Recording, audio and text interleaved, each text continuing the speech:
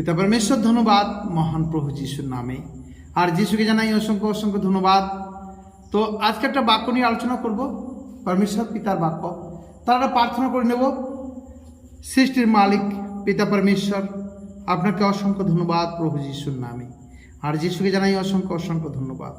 প্রভু, আজকে যে বাক্য নিয়ে আলোচনা করছি, আপনি সর্বর্তী থেকে সুন্দরভাবে প্রত্যেক সন্তান পর্যন্ত সেই বাক্যকে পৌঁছে দিয়েছেন এবং বুঝতে সাহায্য করছেন। আমার বিশ্বাস করে দিয়েছেন, এই জন্য আপনাকে অসংখ্য ধন্যবাদ প্রভু যিশুর নামে। আদর সম্মান মহিমার সব কিছু আপনাকে দিলাম। ছোট্ট প্রার্থনা প্রভু যিশু খ্রিস্টের নামে চাইলাম, আমেন। আজকে যে বাক্যের বিষয়বস্তু, লোভ করা থেকে আমরা কিভাবে বাঁচতে পারি। মানে লোভ একটা পাপ, আমরা এটা জানি, হ্যাঁ না? বাইবেলে এটা লেখা আছে। মসির যে 10টা আজ্ঞা ছিল, 10টা আজ্ঞার মধ্যে শেষ আজ্ঞা যে তোমরা লোভ করো। এই লোভ একটা পাপ। এই পাপ তো আমরা সবাই জানি, লোভ করা পাপ। কিন্তু লোভ করা পাপ থেকে আমরা কিভাবে রক্ষা পেতে পারি, আজকে সেই বিষয় নিয়ে আলোচনা করব।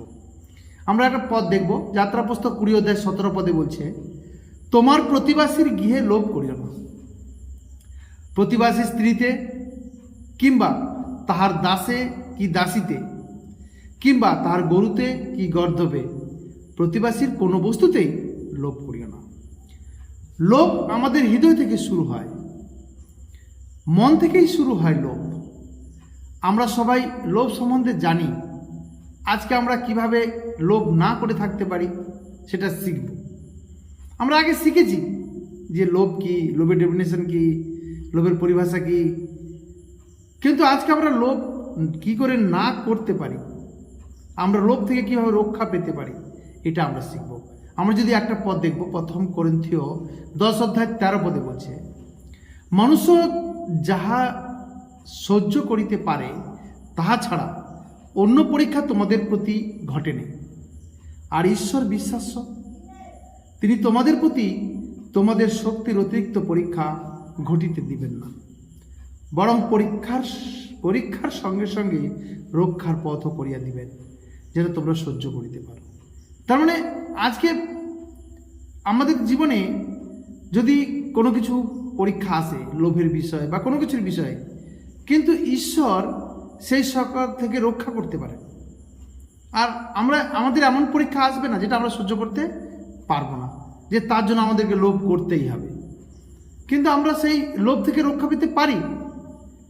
আর ঈশ্বর বলছে যে যেন তোমরা সহ্য করিতে পারো এমন পরীক্ষা আসবে।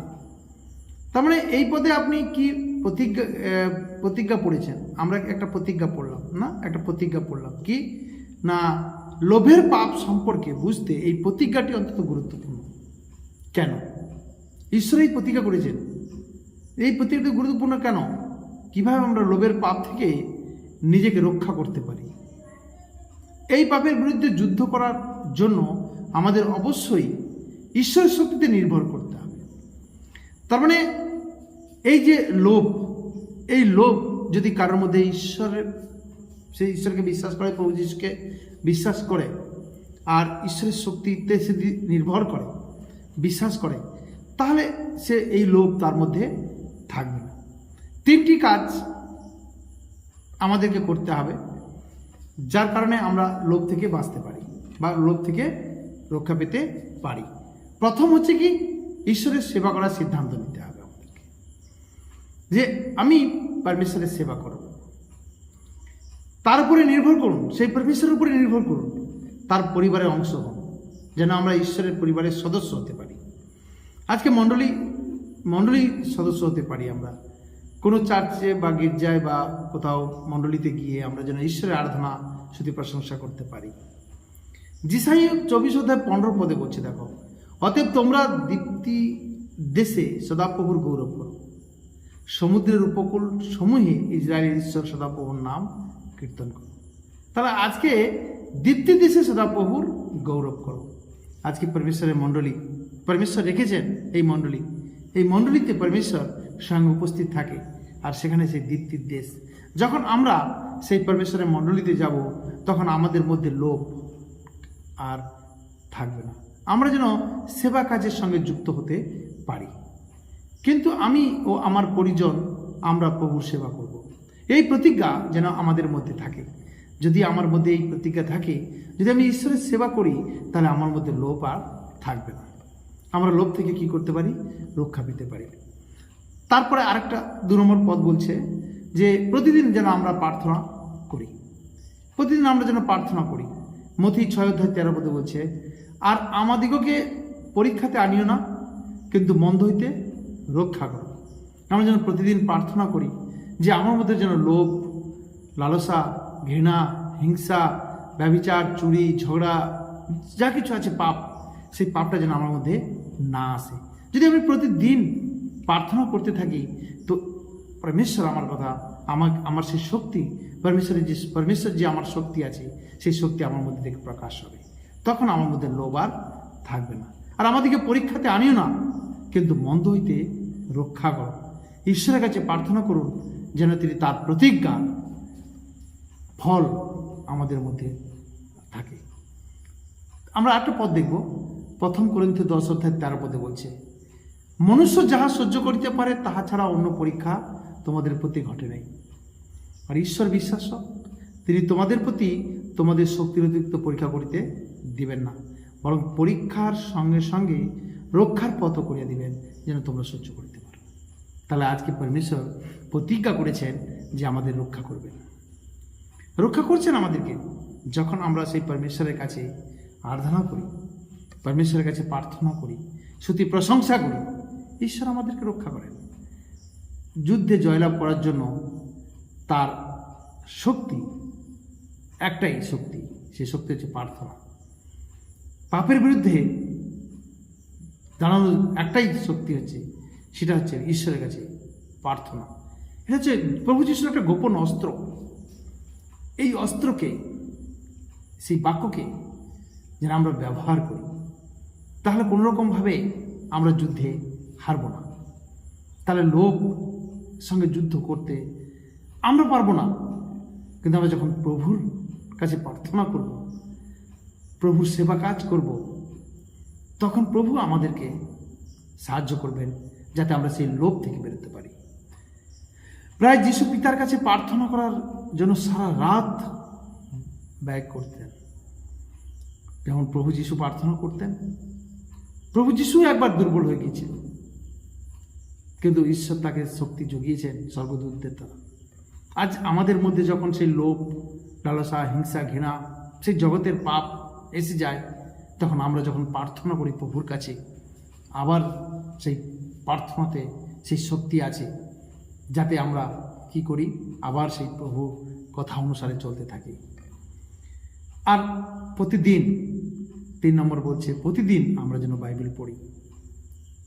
এখানে গীতসংহিতা 119:11 পদে বলছে, তোমার বচন আমি হৃদয় মধ্যে সঞ্চয় করিয়াছি, যেন তোমার বিরুদ্ধে পাপ না করি। তাহলে যত বাক্য থাকবে মনের মধ্যে, তখন তার মধ্যে লোভ, লালসা, ঘৃণা, হিংসা, যা কিছু পাপ, সেসব জিনিস থাকবে না। তার মানে যিশু পাপের সমস্যার সমাধান করলেন। পাপের বিরুদ্ধে লড়াই করার জন্য তিনি আমাদেরকে তার শক্তি সাথে দিচ্ছেন, শক্তি দিচ্ছেন আমাদেরকে। পাপের বিরুদ্ধে কিভাবে জয়লাভ করা যায় সেই ব্যাপারে একটা দৃষ্টান্ত না দেখিয়ে যিশু এই পৃথিবী ছাড়েননি।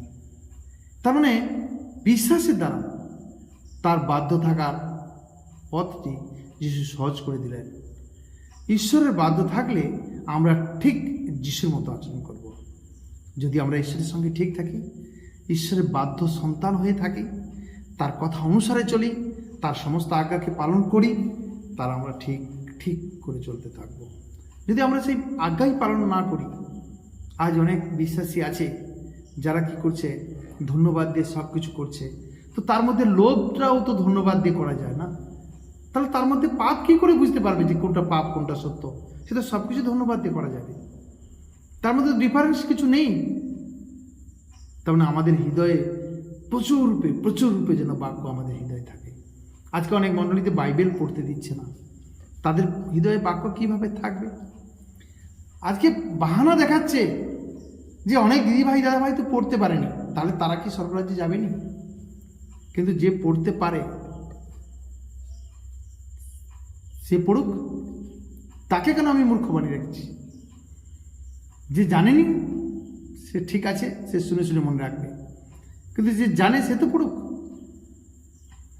একবার আমি একটা জায়গায় দেখছিলাম, একটা টোটোতে লেখা ছিল, যে মূর্খ তার ভাড়া লাগবে না।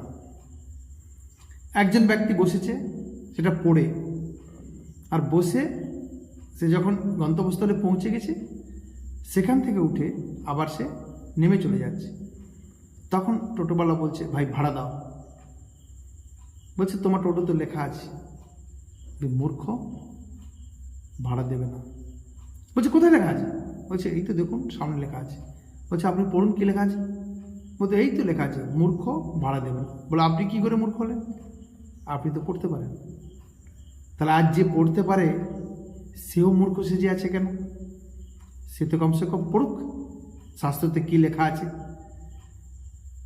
যিশায়া 55:6-7 বলছে, সদাপ্রভু অন্বেষণ করো যাবৎ তাহাকে পাওয়া যায়, তাহাকে ডাকো যাবৎ তিনি নিকটে থাকেন।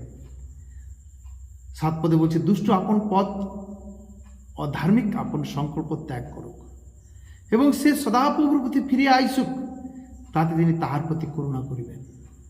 আমাদের ঈশ্বরের প্রতি ফিরে আইসুক, কেননা তিনি প্রচুর রূপে ক্ষমা করিবেন। 8 পদে বলছে, কারণ সদাপ্রভু কয়েন, আমার সংকল্প সকল ও তোমার সংকল্প সকল এক নয়, এবং তোমার পথ সকল আমার পথ সকল এক নয়। তাহলে আমরা লোভ থেকে বাঁচতে পারি, লোভ থেকে রক্ষা পেতে পারি যদি আমরা ঈশ্বরের সেবা করি, যদি আমরা প্রার্থনা করি, যদি আমরা বাক্য প্রচুর প্রচুর রূপে আমাদের হৃদয়ে রাখি, আর আমরা বাক্য পড়তে থাকি। আজকে অনেকে তো বাইবেল পুরোটাই কোনোদিন পড়েনি। পুরো বাইবেলটা একবার পড়ে দেখো, দুবার পড়ে দেখো, 3বার পড়ে দেখো, বুঝতে পারবে ওর থেকে কি বিষয় বলছে। লোভ করা তো দূরের কথা, তুমি পাপ করতেও ভয় পাবে। যখন তুমি ঈশ্বরকে জেনে যাবে না, সত্য ঈশ্বরকে, তখন পাপ করতেও ভয় পাবে। সেই নরকের ভয় তোমার মধ্যে চলে আসবে, যে প্রভু যাই হোক যেন আমি তোমার স্বর্গরাজ্যে অনন্ত জীবনে যেতে পারি। চাই আমাকে যতই কষ্ট করতে হোক না কেন, চাই তাড়না খেতে হোক, নিন্দা খেতে হোক, যাই করতে হোক। কিন্তু মানুষ আজ বাইবেল পড়ছে না, একটু ঝটকা এসছে, ব্যাস প্রভু যিশুকে ছেড়ে দিচ্ছে। ধরেছিল শুধু ডাক্তার হিসাবে, কিন্তু আজকে যখন সে অনন্ত জীবনের কথা তাদেরকে বলা হয়, বলছে এর পরে কি আছে কে জানে, এই জীবনটা তো ঠিকঠাক থাকে। তার মানে আমরাও আমাদের মধ্যে একটা একটা করে সেই পাপকে যেন ছাড়তে পারি। আজকে আমরা শিখলাম যে লোভ সম্বন্ধে সবাই জানি, কিন্তু লোভকে ছাড়ার জন্য আমাদেরকে কি করতে হবে। প্রচুর রূপে আমাদের মধ্যে যেন বাক্য থাকে। হৃদয়ে যত বাক্য থাকবে আমরা ততই পাপ করতে ভয় পাব। ঈশ্বরের প্রতি আমাদের বিশ্বাস স্থির থাকবে। তো চলো, পিতার ধন্যবাদ মহান প্রভু যিশুর নামে, আর যিশুকে জানাই অসংখ্য অসংখ্য ধন্যবাদ।